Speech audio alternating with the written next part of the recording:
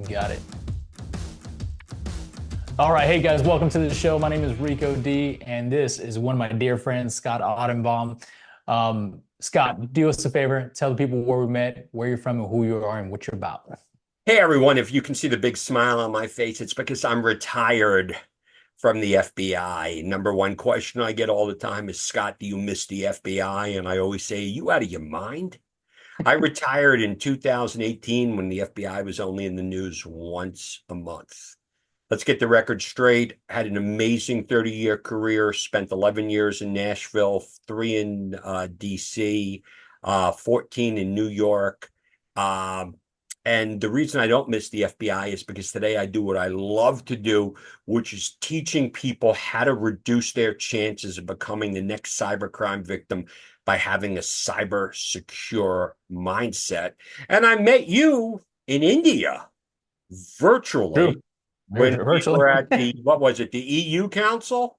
EC Council, How come that's I what it was. keep screwing that up? I'm It's sorry. all right. And I remember we were over there and we were going, I just remember sitting there and they were going on and on about prep.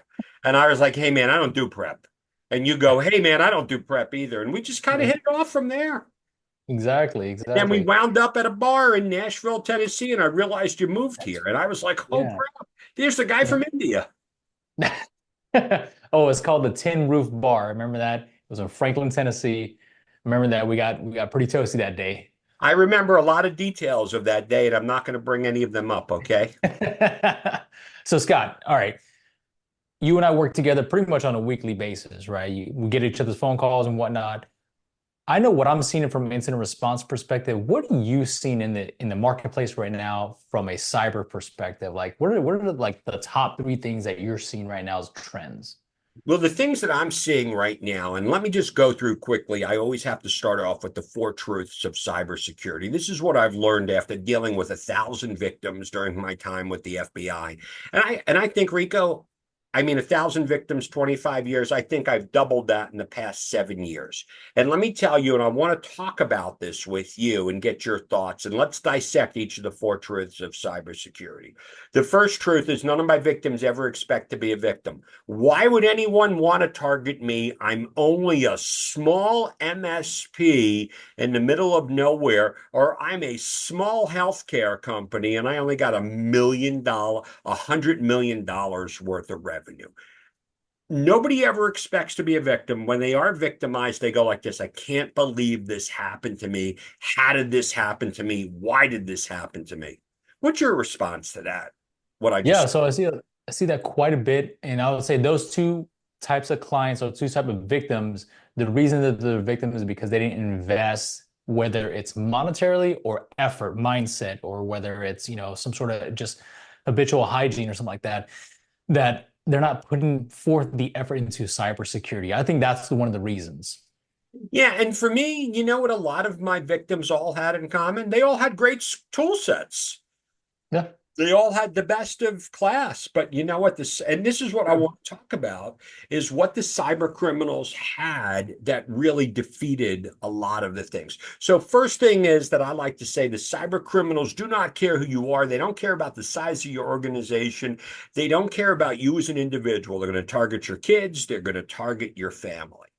And let's go to the second truth. When the bad guys target you and they steal your information, your kid gets hit with sextortion. Your Yep. elderly parents get hit with losing their entire IRA, or you get hit with ransomware. When you contact law enforcement does not have a magic wand and cannot and doesn't have a reset button to fix the problem. What have you seen? I mean, you've been on that side. Is that true or false? You hit the nail right on the head. The first thing is the threat actors know that they already have a good victim. And when I say a good victim, they have a soft target, right? And what they want to do is do the most collateral damage that they can and go widespread. So they'll hit you, your business, your wife, your kids, and your grandparents all in one swoop. The one thing I would say that threat actors do very well is a thing called blitzkrieg. They dominate the air, sea, and land, right? And they just go after everything. Unfortunately, that kind of leaves the smaller client, the smaller victim, the smaller person and kind of a bad thing. And whenever they call the FBI or like local law enforcement, they're just not just equipped with that type of consumer deal to deal with, right? Yeah. So unfortunately, they're off to their own. I'll give you a perfect example. I got a call the other day from a retired FBI buddy of mine. He's like, "Hey, can you contact the local FBI? My uncle just got ripped off for $350,000 in a pig butchering scam." Now, I Wow. know for a fact that because I'm still talking to my buddies with the FBI, they're overwhelmed with this kind of stuff, and they have victims in the millions of dollars that they can't help. So I talked to the victim, and this is probably the most painful part of my dealings that I've had with the FBI. I know you being former military, you had your situations with your PTSD. We all have. You know what mine is? It goes back to the guy when he says to me, "Scott, what's the chances that I'm going to get my life savings back?" Ooh, that's rough, man. I doubt 1,000 times, man, 1,000 times. And I'm like, well, I can't say it's never, but okay. So here's the thing. You're not getting your money back. I hate to say it. I know the FBI has a kill chain. It sounds really, really cool on the business email compromise. If you can catch that within 24 hours, there's really like a 50-50 chance they can work with the banks and get back. When someone's money's stolen, how long does it take for them, do you think, to notice it and report it? Probably if someone's paying attention, they're probably doing a weekly check. It's probably five. Weekly, okay? Yep. Weekly at best. Okay, money's Yes. gone. Let's go to the third truth of cybersecurity. When I was a young FBI agent in Syracuse, New York, 1995, I had a gun, a badge, a bulletproof vest. I was playing cops and robbers with my buddies. And it was like being in a video game and a mystery novel. I loved white collar cases. I would take forever. We would put bad guys in jail. Crime was a localized problem that does not exist anymore. Today, the threat actors are located in Russia. They're located in China. They're located in Nigeria, Iran, North Korea, and now we're seeing lawlessness in Southeast Asia with the pig butchering scams. Even though the FBI and the Secret Service works with Interpol, they put a lot of bad people in jail. It's still like making arrests in the drug problem. The chances of law enforcement putting the bad guys in jail is really hard. And Yeah, even when they do put the bad guys in jail, it's not like you're getting a forfeiture warrant on Vladimir, who's on a yacht in the Black Sea. that's true. Yeah. So that becomes really depressing. That's really where I deal with things. I've talked time and time again. You're not getting your money back. Nobody's going to jail. I retired in 2018. I thought 2018 was ground zero. I didn't think the cybercrime problem could get it any worse. Getting worse. Today, it's a $10 trillion problem.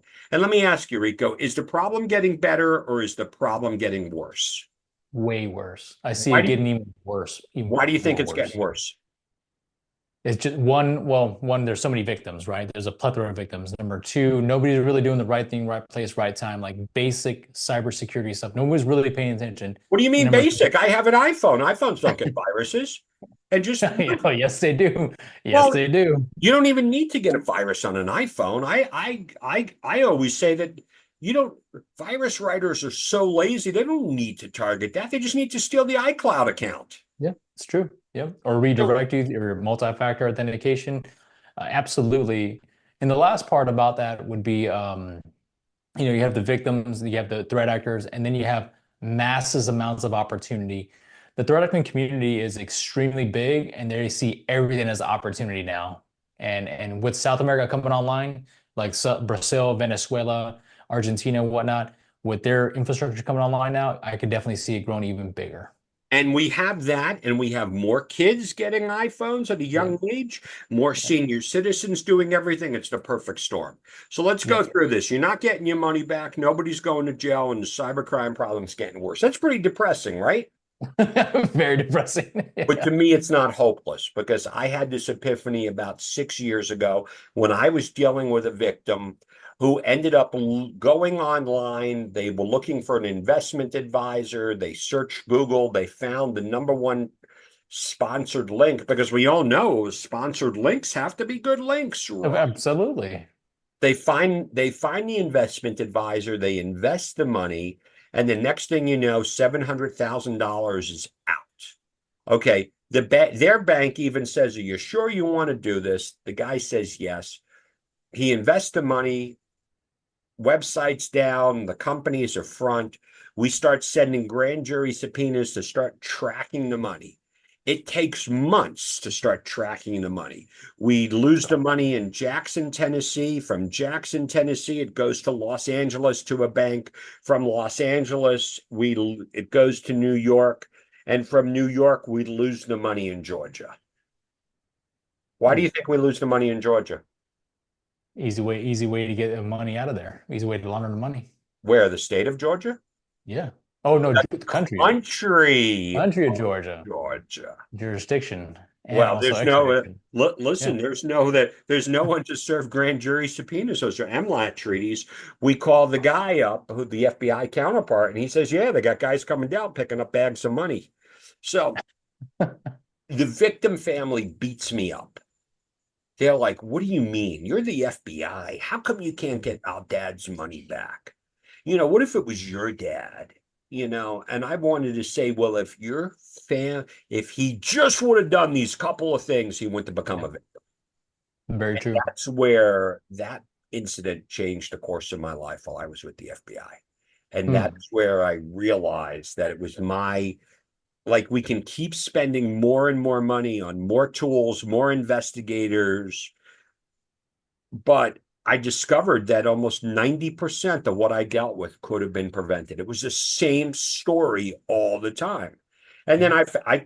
I discovered patterns. Interviewed 1,000 people, you discovered patterns. When you discover patterns, it's one thing. But when you can turn those patterns around, then you're able to really change behavior. So Yeah, when I'm able to absolutely. sit down with an audience or a client, I say to them, look, if I could just go back in time and get some time with my victim, I could have prevented victimization. Very true. And that's what I've called the cyber secure mindset today. Hmm. Hell of a story, man. Hell of a story. Yeah, and it's just that simple. I mean, listen, you got to do the basics, you got to do the fundamentals. And let me just go through the couple of points, because it's not rocket science. When I sit down with them and they go like this, "Hey, we do training." And I go, the number one thing my victims didn't realize is they weren't aware that social engineering is the number one tool in the cyber criminals tool belt. And then I go, are you training your employees to deal with the 9 different types of social engineering? And when I say that to the average person, what do you think is the first thing that goes through their mind? No. The answer is no. Nine? Nine? What's he Nine, talking nine. I thought about? there was only three. Yeah. And let me just go through these. They all either come through an email, Mhm. a text message, Oh a yeah. telephone call. Now Yep. we're seeing QR codes, Yes. social media account hijackings, Yeah. pop-ups, malvertising, which is going to, Google. We're Mhm. also seeing the business email compromise, and now pig butchering. And from the pig butchering, we're talking about romance scams, government impersonation scams, and so on. That Yep. makes up so much of what I deal with, Rico. That's a lot to take on for one person. And I can see how the need for your ability to help other people is in high demand. Well, and that's been one of the big frustrations. People will pay attention when it comes to health, wealth, or romance, Yeah, that's true. not Very when it true. comes to protecting your money and protecting yourself. And unfortunately, this is what happens when they call me and they Can't have a help. problem. It's too late. I'm hospice. I can It's listen. true. And if it's a business, I refer them to my number one guy for incident response, which is you. Hey, I'm always here for that. And I'm always here for you and I'm always here for the people. We can guarantee that all day, Yeah. every day. Yeah, that's great, man. Well, hey, listen, I appreciate spending some time with you today. We can do Absolutely. this all the time. And I will see you. What time are you speaking at the ISSA conference? So I think I kick off at 1 p.m. Perfect. Perfect. I have a huge conference in New Orleans on the Wednesday. I'm Okay. flying in that Thursday at 12:30. So I will Perfect. be there right in time to crash your session and to ask some hard-hitting questions. I can't wait for it. Can't wait for it. All right, buddy. Thank you so much. We'll talk to you soon.